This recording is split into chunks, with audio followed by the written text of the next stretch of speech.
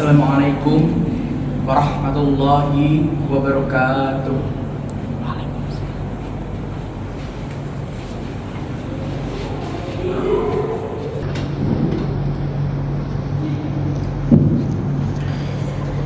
Innal hamdalillah nahmaduhu wa nasta'inuhu wa nastaghfiruhu wa na'udzu bika min shururi anfusina wa min sayyi'atina a'malina. Man yahdihillahu fala mudilla lahu wa man yudlilhu fala hadiya lahu. Asyhadu an la ilaha illallah wa asyhadu anna Muhammadan abduhu wa rasuluh. Allahumma sholli wa sallam ala Muhammadin wa ala alihi wa ashabihi wa man tabi'ahum bi ihsani ila yaumiddin. Ya ayyuhalladzina amanu taqullaha haqqa tuqatih wa la tamutunna illa wa antum muslimun. Ya ayyuhalladzina amanu aminu billahi wa rasulihi wal kitabil ladzi nazzala ala rasulihi wal kitabil ladzi anzala min qablihi wa may yakfur billahi wa malaikatihi wa kutubihi wa rusulihi wal yaumil akhir faqad dalalan ba'idah. Saudara-saudara kaum muslimin yang berbahagia, perintah mendirikan sholat dalam Al-Quran selalu dirangkaikan dengan perintah menunaikan zakat. Mengingkari kewajiban zakat ini merupakan pembangkangan yang nyata terhadap ajaran agama. Seperti kasus penduduk Bada'ah, di mana Khalifah Abu Bakar As-Siddiq pernah mendekretkan untuk mengadakan perang kepada penduduk Bada'ah, dikarenakan pada saat Nabi Muhammad SAW wafat, penduduk Bada'ah enggan membayar zakat. Nabi Muhammad SAW dalam beberapa hadis yang sahih menjelaskan kedudukan zakat dalam Islam, yaitu sebagai salah satu ibadah pokok dan rukun Islam yang ketiga setelah syahadat dan juga sholat.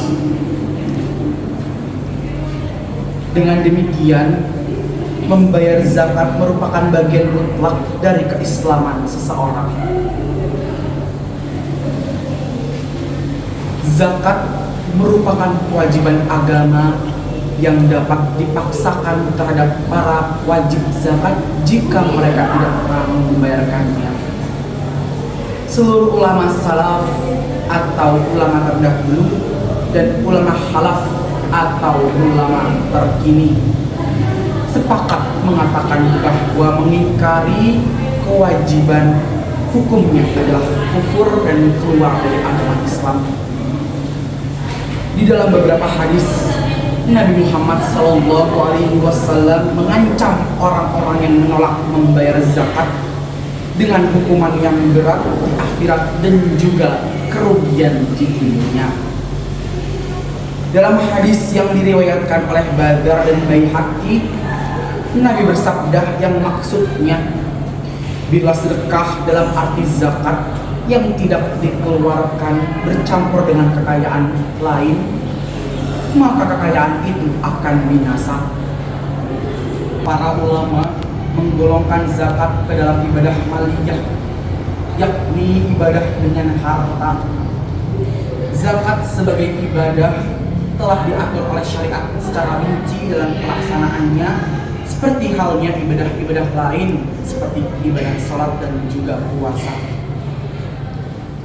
Pengaturan syariat atas zakat ini antara lain menyangkut kekayaan yang wajib dikeluarkan zakatnya, ditentukan batas minimum harta yang sudah wajib dizakati. Di samping itu, ditentukannya kapan waktunya zakat harus dibayarkan. Demikian pula kadar zakat yang harus dikeluarkan dan para penerima zakat.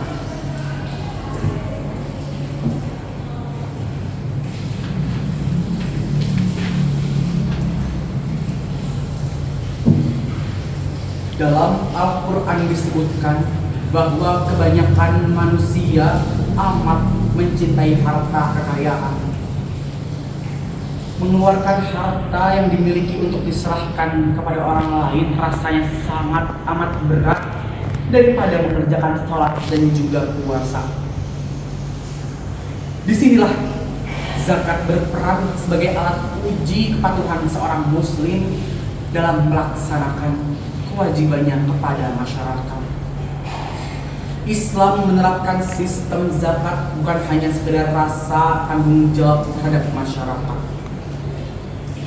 Perintah berzakat memiliki makna yang lebih luas daripada sekedar menunaikan kewajiban mengeluarkan 2,5% dari harta kekayaan atau rezeki yang diperoleh halal dan diserahkan kepada orang lain atau orang yang berhak menerima zakat.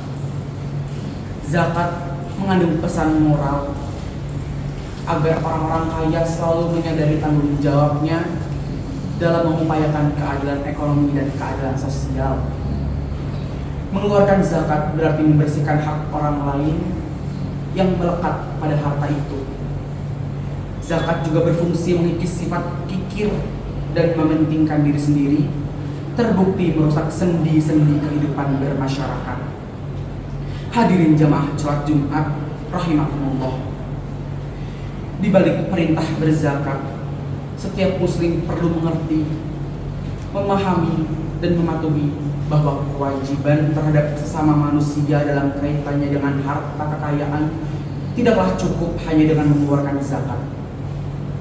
Profesor Ahmad Syalabi menjelaskan, zakat adalah batas minimal hak fakir miskin pada harta orang kaya. Artinya, hak seseorang Islam terhadap orang Islam lainnya tidak habis hanya dengan menunaikan zakat saja.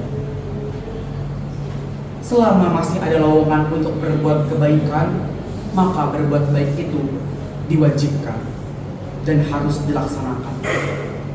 Ulama asal Mesir itu merujuk hadis Nabi Muhammad SAW yang menyatakan sesungguhnya dalam harta itu ada hak selain zakat. Imam Al-Qutubihi dalam kitab tafsir Al-Quran Al-Jamili Al-Kamil Quran menjelaskan kedudukan manusia terhadap harta ialah sebagai pengurus atau pemegang amanah yang harus menafkahkannya sesuai dengan yang diridhai Allah Subhanahu wa taala. Sebagaimana firman Allah, A'udzubillahi minasyaitonirrajim. Bismillahirrahmanirrahim. Aminu billahi wa rasulihi wa anfiqu mimma ja'alakum mustakhafina fi falladzina amanu minkum wa anfaqu lahum ajrun kabir. Yang artinya, berimanlah kamu kepada Allah dan Rasul-Nya dan infakkanlah rezekimu di jalan Allah sebagai dari harta yang dia telah menjadikan kamu sebagai penguasanya atau amanah. Maka orang-orang yang beriman di antara kamu dan menginfakkan hartanya di jalan Allah memperoleh pahala yang besar. Quran Surat Al-Hadid ayat 7. Dalam Surat At-Tolak ayat 7, Allah juga telah mengingatkan untuk senantiasa berderma. A'udzubillahi minasyaitonirrajim. Bismillahirrahmanirrahim. Liyunfiq dzu sa'atin min sa'atihi wa man qudira 'alaihi rizquhu falyunfiq mimma attahullah la yukallifu lahu nafsan illa ma'attaha sayaj'alu lahu ba'da yusri yusra. Yang artinya, hendaklah orang yang mampu memberi nafkah menurut kemampuannya Dan orang yang disempitkan rezekinya hendaklah memberi nafkah dari harta yang diberikan Allah kepadanya. Allah tidak memikulkan beban kepada seseorang melainkan sekedar apa yang Allah berikan kepadanya. Allah kelak akan memberikan kelapangan sesudah kesempitan.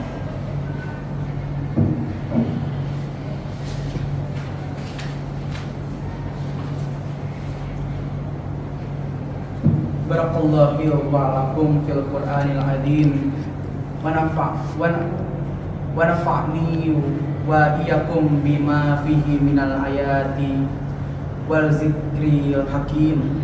Aqulu qawli hada wa astaghfirullaha illa wa lakum wa lisairil muslimina min kulli dhanbi fastaghfirhu innahu huwal ghafurur rahim.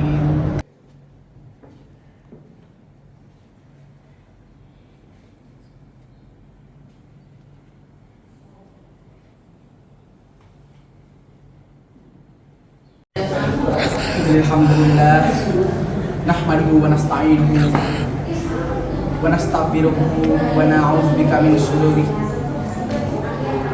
ya ayyuhalladzina amanu taqullaha haqqa tuqatih wa la tamutunna illa wa antum muslimun. Hadirin jamaah Jumat rahimakumullah.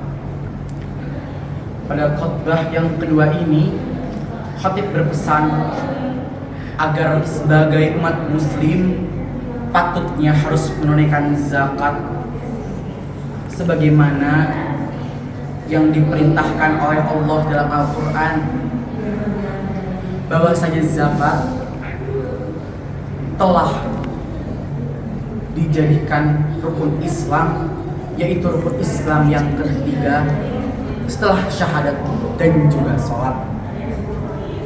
Di tanah air kita ini telah sering dilakukan berbagai kajian dan seminar mengenai potensi zakat dalam kaitannya dengan kesenjangan umat.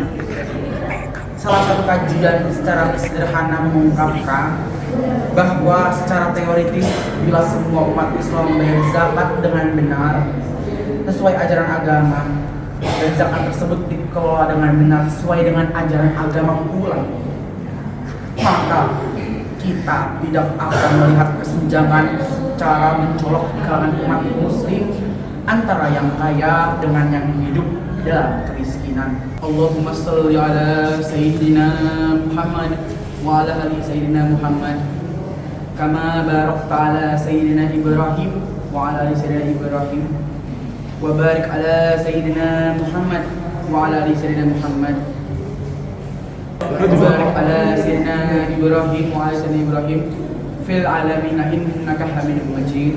Allahumma ighfir lil muslimina wal muslimat wal mu'minina wal mu'minat al ahya'i minhum wal amwat innaka sami'un qaribun mujibud da'wat. Rabbana la tu'akhidhna in nasina aw akhtana Rabbana wa la tahmil alaina isran kama halamtahu alladhina min qablina Rabbana wa la tuhammilna ma la